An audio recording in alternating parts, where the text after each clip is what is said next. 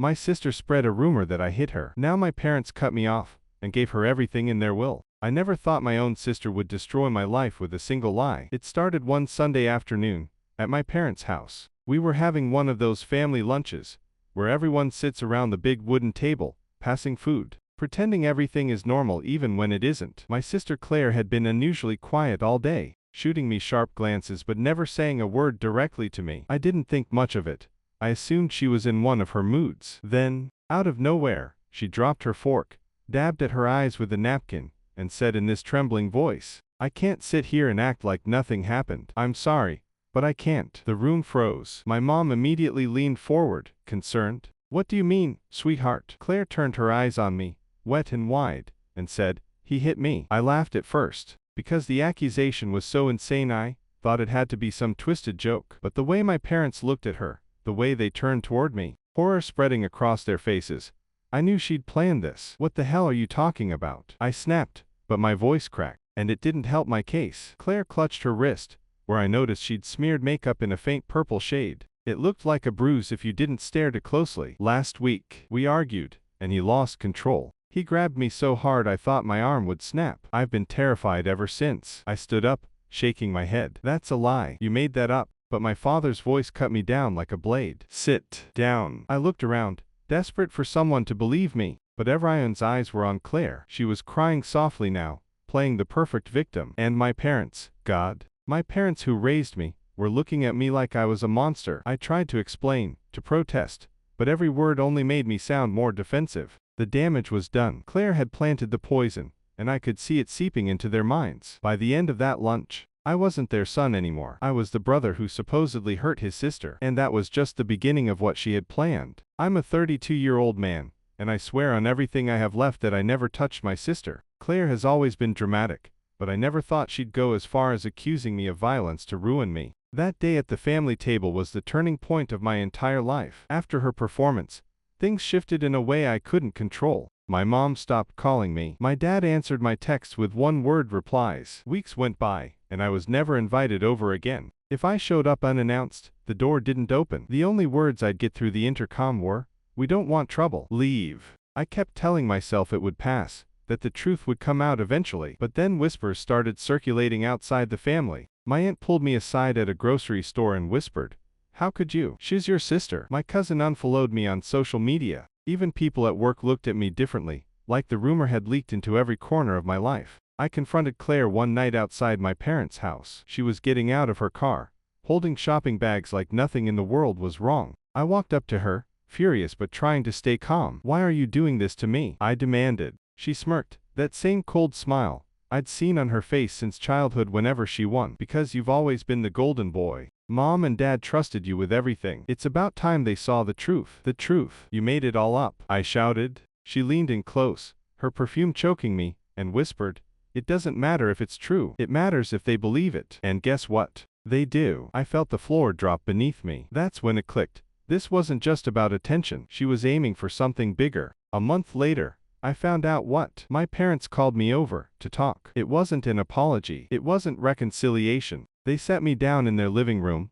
looking tired, disappointed, and distant. My father cleared his throat and said, "We've decided to adjust the will. With what happened, we can't, in good conscience, leave you the same share. Claire needs protection, stability. We've transferred the majority to her." I couldn't breathe. I looked at them, both, searching for a hint of doubt, of love, but there was nothing, just cold certainty. Claire wasn't just stealing my reputation, she was stealing my future. And as I sat there, trying not to explode, I realized she had planned every step of this. When my parents announced that decision, I felt like someone had pulled the ground out from under me. Years of loyalty, of being the one who stayed close while Claire disappeared for weeks without calling, gone. Just like that. She sat in the corner of the living room, arms crossed, smirking while I tried to defend myself. I said everything I could.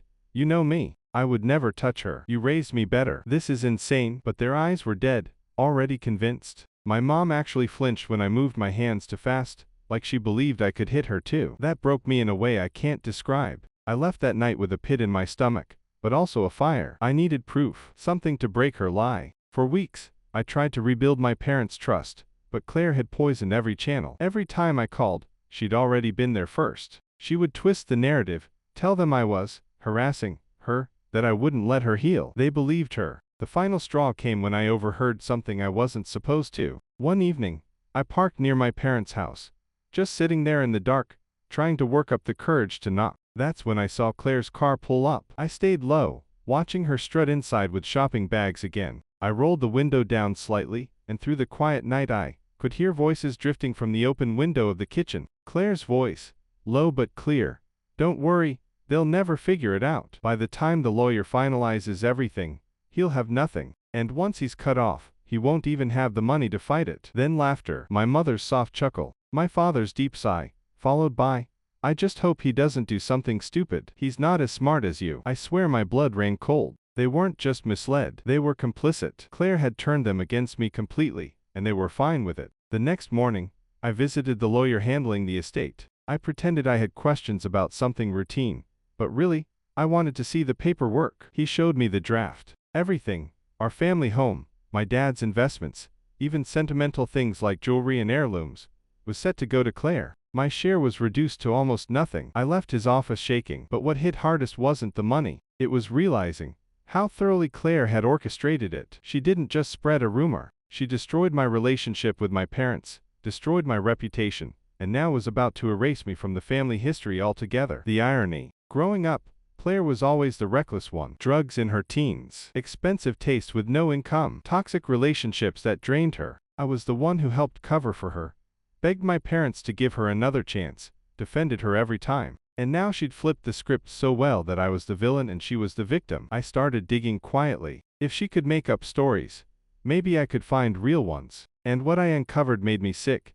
A trail of debts, credit cards maxed out, shady men in her past who had vanished when the money dried up. My parents had no idea. They thought she'd changed. But I had the receipts. For the first time in months, I felt a spark of hope. I wasn't just going to defend myself. I was going to expose her. But I knew one thing. If I did, the family would never recover. I'm a man of 33 years old, and until that moment I had never thought of myself as someone capable of revenge. But when I held those papers in my hands, proof that my parents had erased me from their legacy, it changed something in me. It wasn't about the money anymore. It was about dignity, about not letting Claire write the final chapter of who I was in this family. So I started gathering everything. I dug into her social media, which she wasn't careful about. Screenshots of her bragging about new clothes and trips she couldn't possibly afford. I contacted an old boyfriend of hers, someone she ghosted after draining his savings. He was still bitter and eager to talk. He sent me voice notes, texts, even pictures of her admitting she scammed him. The deeper I went, the darker it got. Payday loans,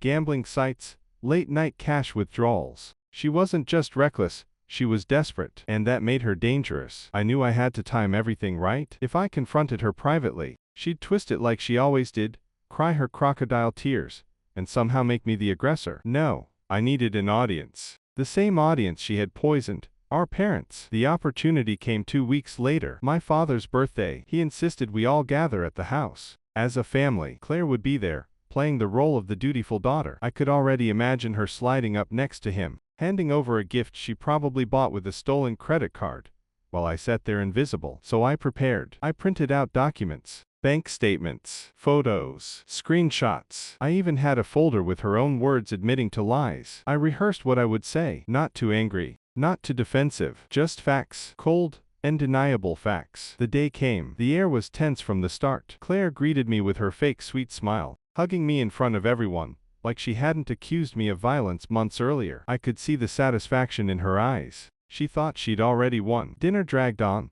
the usual small talk, until my father raised his glass for a toast. He thanked Claire for being such a strong daughter during difficult times. My mother nodded, her hand on Claire's. My stomach churned. That was my moment. I put my glass down and said, "Actually, there's something I need to share with you, something you all deserve to know." The room went silent. Claire's smile twitched, but she quickly masked it with an eye roll. "Here we go," she muttered. I pulled the folder from my bag and placed it on the table. "You've been manipulated. Everything you believe about me, about her, it's a lie." I started with the texts, reading them out loud. Claire's voice messages mocking me, bragging that she had my parents eating out of her hand. My mother's face paled. Then I laid out the financial documents, the gambling records, the loans. Claire tried to interrupt, but I had anticipated it. I turned my phone screen around to show the recordings from her ex-boyfriend, her admitting to scams, her laughing about faking bruises to win sympathy. My father's fork clattered against his plate. My mother covered her mouth with her hand. Claire's composure cracked. She stood up, shouting that I had invaded her privacy, that I was obsessed with her. But the damage was done. I looked at my parents and said, "This is the daughter you chose over me. This is the person you gave everything to, while you cut me out like I was nothing. Do you understand now?" For the first time in months, I saw doubt in their eyes. Real, heavy doubt. My father looked at Claire like he didn't recognize her. My mother whispered her name, trembling. Claire stormed out, slamming the door. But her power had cracked. She couldn't control the narrative anymore. I had ripped the mask off in front of the only people who mattered. That night, my parents didn't say much, but my father called me later, his voice heavy. "We need to talk about everything." I didn't celebrate. I didn't feel victorious, just tired. Tired of fighting to prove that I wasn't the monster my sister invented. And deep down, I knew the fight wasn't over, because Claire wasn't the type to surrender. If anything, she'd come back harder, and I had no idea how far she was willing to go. I'm a 33-year-old man, and I thought exposing Claire in front of our parents would be the end. But it wasn't. It was just the beginning of the ugliest chapter of my life. The night after the dinner, I barely slept. My father's words echoed in my head. "We need to talk about everything." That was the first crack in the wall Claire had built around them. But I knew she wouldn't go down quietly. I underestimated just how far she'd go to save her little empire of lies. The next morning, I woke up to notifications blowing up my phone. Claire had beaten me to the punch online. She posted a long emotional Facebook post, claiming that I was harassing her, stalking her, and had fabricated evidence because I was jealous she had a better life. She even posted blurry photos of her crying, claiming they were from the night I attacked her. Her friends flooded the comments with sympathy, and some mutual acquaintances messaged me asking what the hell I'd done. I wanted to scream, to explain, but I realized then, every time I played defense, she won. She was better at spinning the story. I needed to stop reacting and go on the offense. So when my father called again and asked me to meet him, and my mother privately, I didn't hold back. I brought everything, copies of documents, recordings, and even contact information for people she had scammed. We sat at the kitchen table, the same table where we had eaten 1,000 family dinners, and I laid it all out piece by piece. At first, my mother shook her head, repeating, "This can't be true, this can't be my daughter." But the more evidence I showed, the more her hands trembled. My father barely spoke, just staring at the papers like they were written in a language he didn't want to understand. Finally, he looked up and said, "We need to change the will back." My mother gasped, "But she's our daughter." "And so is he snapped, pointing at me. His voice broke. "We destroyed our son because we believed her lies. We have to make this right." For the first time in months, I felt a weight lift. Not relief. Not yet. But something like oxygen filling my lungs again. But Claire didn't disappear. She came back louder. She threatened to sue me for defamation. She showed up at my apartment door screaming, accusing me of ruining her life. When I didn't open, she banged until the neighbors came out and called security. She wanted chaos. She thrived in it. The breaking point came 2 weeks later, when my parents invited both of us to a lawyer's office. They had rewritten their will, splitting everything equally again. Claire exploded. She screamed at them,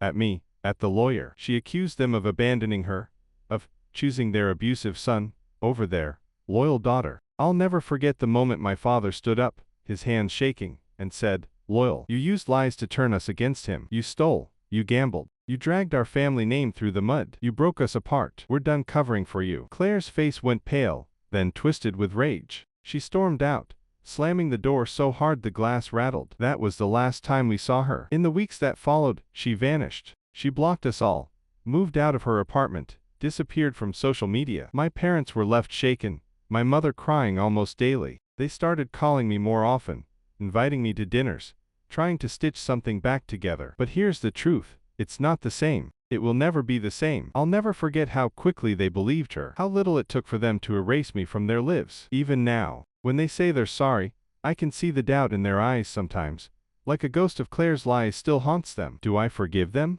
I don't know. Do I miss my sister? I don't think I ever really had one. What I know is this: I survived. I kept my name. I proved I wasn't the monster she painted me to be. But the cost was permanent scars, on my family, on my trust, on everything I thought was unshakable. And late at night, when it's quiet, I can still hear her words from one of those recordings. Her laughing voice saying, "He'll never see it coming. He's too easy to destroy." She was wrong. I saw it. I fought back. I survived. But I'll never feel safe again. I honestly don't know what to do with all this weight. Follow me for more stories.